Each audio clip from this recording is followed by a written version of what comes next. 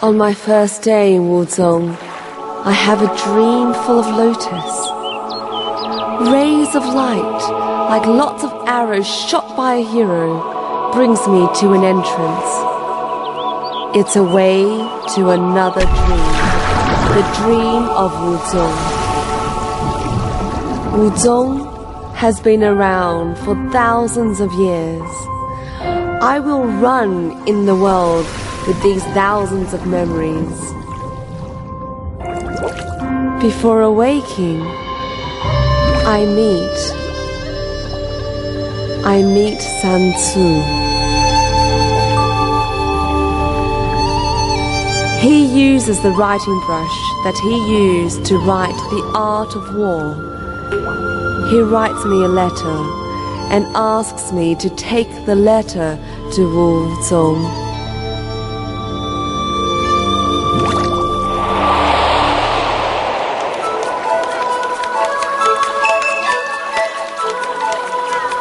The river nourishes two sides of the bank. The sounds of washing and the smiles of girls have been well known for thousands of years. Wuzong is a flowing water of time, making a cup of poetic Biluo Tun by the immensity of Tai Lake. People say Wuzong is the place where you can find your previous life. Although it is the first time that I have come here, I feel exactly that I have come here before. The moon, like a pair of kind eyes staring at me, looks at me for a long time, and then she offers to greet me with her eyes and her hands.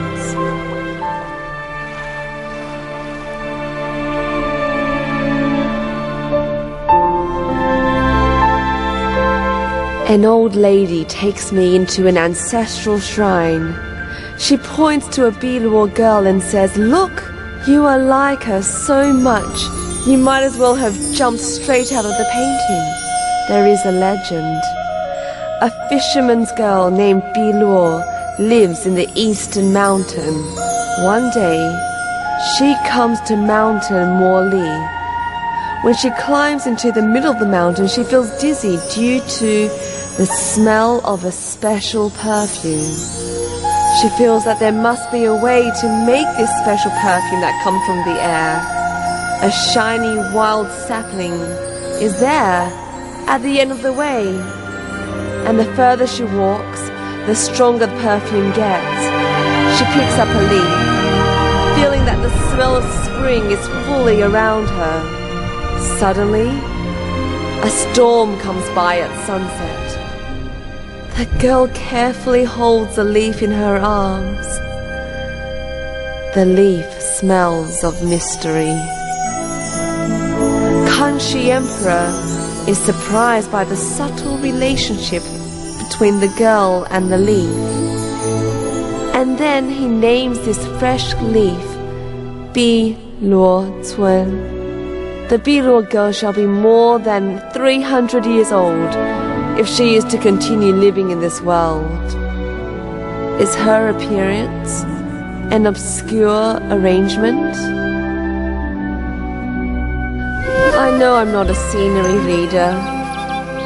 In Wuzong, I want to find my secret. I spend all energy and curiosity walking into the bricks and tiles of the old streets, and I try to speak in a home accent that I don't really know. On these streets and lanes, there might be the moon and the turn of the day by the word from the mouth.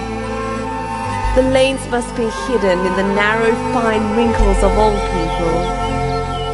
If they smile at me, I fear I might become more and more lost.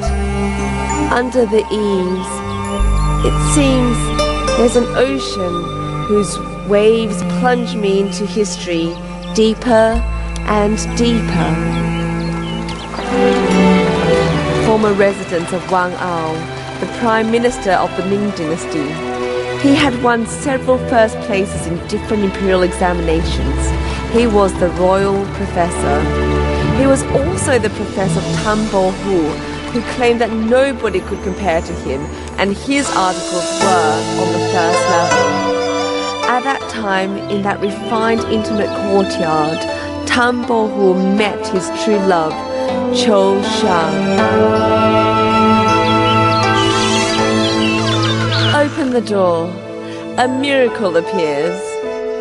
It is the carved attic, built by apprentices of a famous artist who designed the Forbidden City. During those years, 250 artisans from Mountain Shang spent 3 years to sculpt the occults of life in the attic. Look, every beam shows the strokes of our spirits and intelligence. I have always felt the girl who opened the window 100 years ago is still standing by the banister, looking out into the sea. I submerge myself into the sea of contemplation, where I understand the feeling of fish. In Wuzhong of Suzhou City, it is a blessing even to be a fish, for in the hands of Shen Shou, the saint of embroidery, a thread could become a ray of light, a wave, or even a breath. In the simulation of embroidery, the fish is filled with life and seems ready to swim into the real ocean.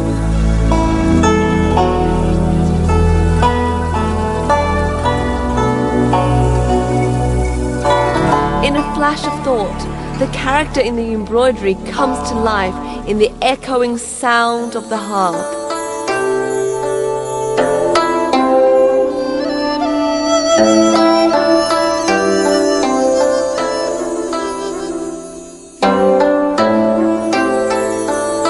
Perhaps that is why, back in the Qing dynasty, Emperor Xianglong disembarked at the imperial dock at Mudu of Suzhou 6 times. He would rather be a man in a picture in his picturesque water township than the emperor ruling the whole country. The prosperity of Suzhou made the emperor linger. The glistening waters brought him into an intoxicating dream. The emperor, son of heaven, fell into a slumber in the bed of Wuzhong, and on the pillow of his waters and mountains.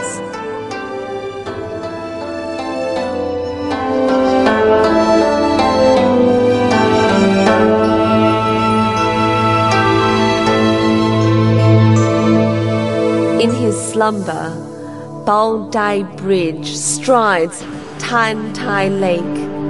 Through the 53 holes of the bridge, the moon casts its reflections on the surface of the lake.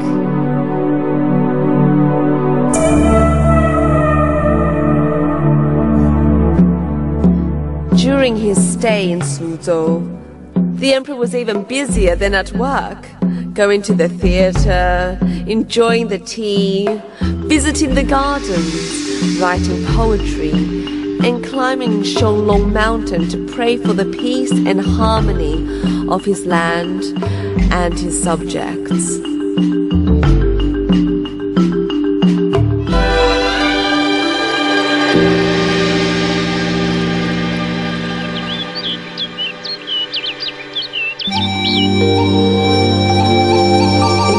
Of the southern dynasties, there were a great number of temples where many pavilions were standing in the mist and rain.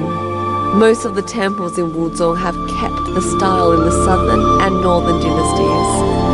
There are 2.5 places with the best Buddha statues in the world, and Wuzhong alone has 1.5 among them, hidden amidst the echoing sound of the morning clock and the evening drum are the many untold legends. Numerous famous monks breathed their last breath with heaven and earth and murmured the truth of life, nurturing the ancient Buddha nature of Wuzhong and the overwhelming zen of waters and mountains. The ancient cypress tree was broken into several pieces by a great storm 1,000 years ago. And out of each ruptured branch came brand new life. This miraculous tree was appraised by Emperor Qianlong as Qing Qi Gu Guai. The famous contemporary artist Wu Guanzong writes, "This was the wake-up of life from intertwining and tangling." Wake up, yes. I too wake up in Wuzong from the dream that I have been searching for. Through the fogs and clouds of Hidden Peak, I see the end of the hidden, the truest nature. Never before have I seen the world in its original form, as I do today.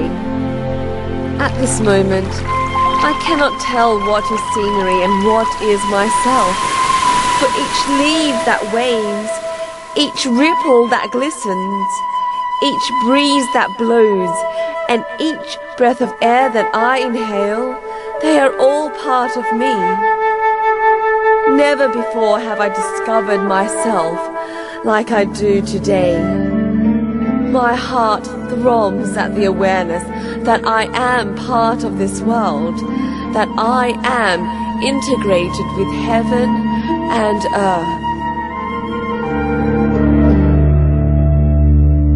On the bank of heavenly pool, I feel with ecstasy the will of heaven.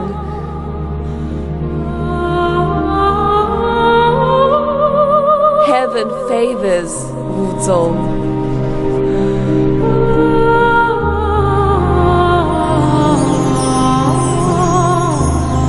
At this most natural place, angel comes and goes at will like children's play.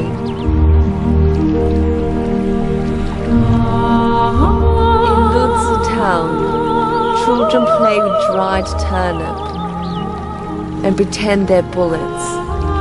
As they play, they would swallow these bullets. This dried turnip of Luzi warms children's hands, it stuffs their stomach, and it touches the heart of an angel. And the angel is wondering, where should I record my feeling? So she writes it down amongst the plum blossoms of Shangxuehai, with all the news of spring. At the same time, she also writes down her one burning question, looking at the beauty of the 12 girls of Suzhou. She asks, who should I reincarnate as? In Wuzong, there are as many questions as there are exclamations. So, cherish our exclamations and leave them to the scenery of Wuzong. Under the sky of Taihu, there might be an invisible door, on both sides of which are two very different worlds. On this map, we can clearly see and mark the longitude and latitude of Wuzong. Yet it is only when we are in Wuzong that we realize it is actually a place in our heart. Without being honest in our heart, we would never arrive here. The true Wuzong can only be reached by the journey of the soul.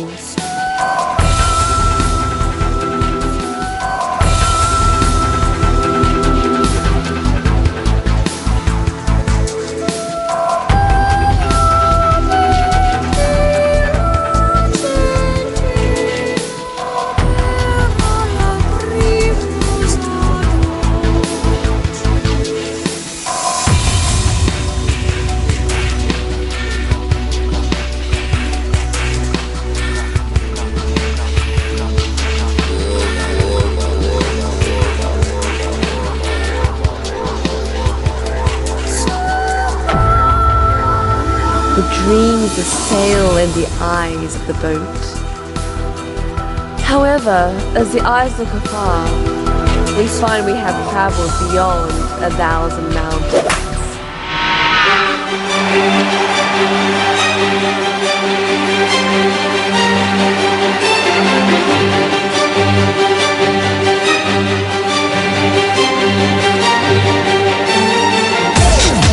I just want to celebrate this joy of return by dancing the most passionate dance. And my heart at this moment is as tranquil as the water of Taihu, cloaking the whole of the sky.